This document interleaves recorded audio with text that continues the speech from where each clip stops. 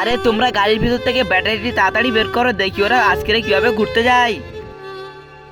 আরে ওরা তো গাড়ির কাছাকাছি চলে এসেছে, চলো আমরা এখান থেকে ব্যাটারিটি নিয়ে পালিয়ে যাই। গাড়ির ঢাকনাটি তো খোলা আছে, তোমরা গিয়ে তাড়াতাড়ি বন্ধ করে দিয়ে এসো। ঠিক আছে দাদি, আমরা এখনই যাচ্ছি।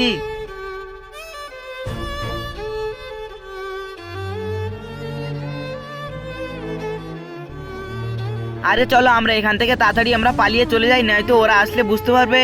তোমরা তাড়াতাড়ি গিয়ে গাড়ির ভিতরে বসো।